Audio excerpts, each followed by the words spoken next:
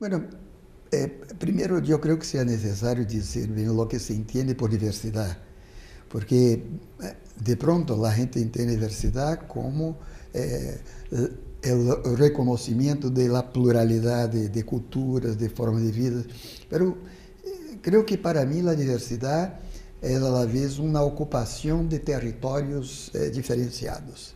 Quer dizer, não é suficiente reconhecer costumbres diferentes, modos de vida diferentes. É necessário reconhecer a possessão que uno tem de seu lugar, de seu sítio, de seu território. Então, o conceito de diversidade não é o mesmo de diferença. A diferença é lógica. A diversidade é numérica e territorial.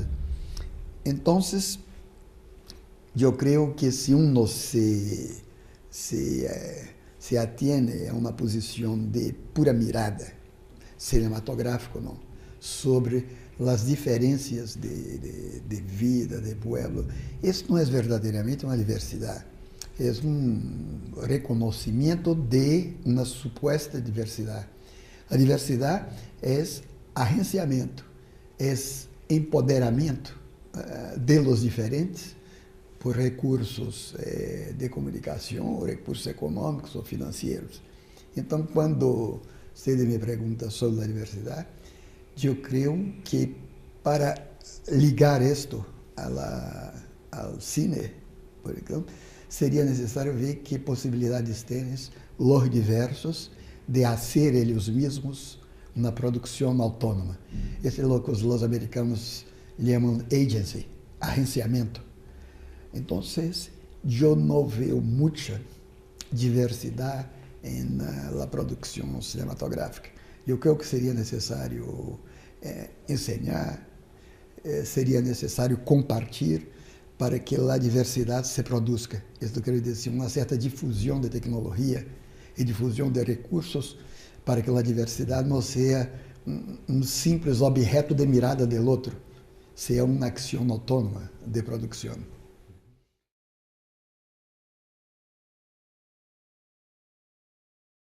Há duas dimensões para uma resposta a esta pergunta. O primeiro que quando se pensa em dimensões continentais, veo, por exemplo, que o que se passa em Brasil é muito aislado de lo que se passa no resto da América Latina por causa da língua. Quer dizer, isto se vê teoricamente, por exemplo, quando uno cita os escritores ou os autores da comunicação, gente de Suramérica ou Latinoamérica raramente leem em português os brasileiros. Então, América Latina, Hispanoamérica e Brasil são muito aislados por língua. Esta é uma realidade. Por outro lado, eu creio que para trabalhar com a diversidade não seja tão importante. Por exemplo, se queres filmar os Yanomamis, os indígenas brasileiros, que intentam recuperar suas línguas, todo mundo é capaz de dizer coisas em português, ou em espanhol, ou um pouco de inglês. Então, não vejo a língua neste plano das subculturas ou das mini-comunidades como um grande obstáculo, como um grande impedimento.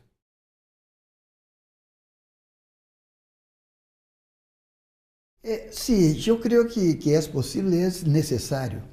Porque hasta agora, quando uno pensa em tecnologias, pensa nas tecnologias vinculadas à grande mídia ou aos grandes meios, aos grandes recursos. E muito importante para as novas tecnologias esta fragmentação de apropriações, a fragmentação de los públicos, mas também os modos fragmentários de apropriar-se de pequenas tecnologias. Hoje dia, em Brasil, por exemplo, a gente fazendo pequenas películas com celular, com os portáveis. Há gente com pequenas câmeras. Então, eu creio que é necessário iniciar a gente e fomentar esta apropriação de pequenos recursos. O que quero, em resumo, dizer é que, por as novas tecnologias, o menor parece ser sempre o melhor. não do ponto de vista do mercado ou da venda de filmes e de produtos, mas para a distribuição social das possibilidades de produção audiovisual. Mientras que para o mercado, ou para as grandes companhias, para as grandes produções, a tecnologia existe como algo que se substitui sempre, que avança sempre em direção hacia o maior, del menor hacia o maior.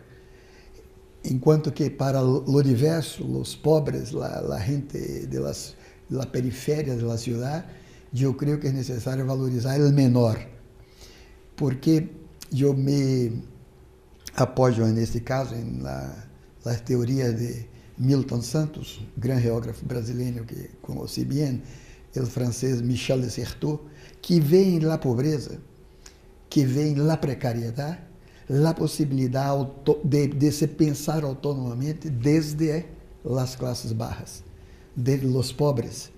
Então, a precariedade e a pobreza são como que incentivos a modo autônomo de pensar. Então, eu creio que isso se diz em termos de inversões, de capital, de dinheiro, pero que se pode aplicar o mesmo juízo por las tecnologias.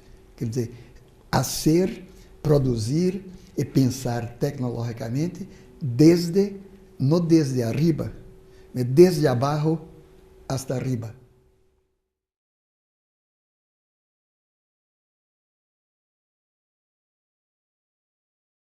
Sim, eu creio que estamos acostumados a pensar o mercado em termos globais, porque temos hoje uma polarização entre local e global, mas tendemos a pensar lo global, pero lo que se passa, nós vivimos sempre no local. Creio que era um escritor português que dizia, o local é fundamental, porque se uno grita socorro, a ajuda será local, jamais global. E então, a definição de mercado é sempre de mercado global, mas eu penso também em mercados que eu chamaria vernaculares. Não sei se a palavra lhe diz. Mercado vernacular. E para mim, um mercado vernacular é um mercado que pode ser muito pequeno, adaptado a los locales, adaptado a mini comunidades, a mini aglomerações. Então, creio que estamos nesse momento em uma encruzilhada de pensamento, onde nesta polarização entre global e local, lo local, a comunidade ganha pouco a pouco um primeiro plano. Então, eu creio que é possível sim, pensar em mercados vernaculares que são predominantemente locais.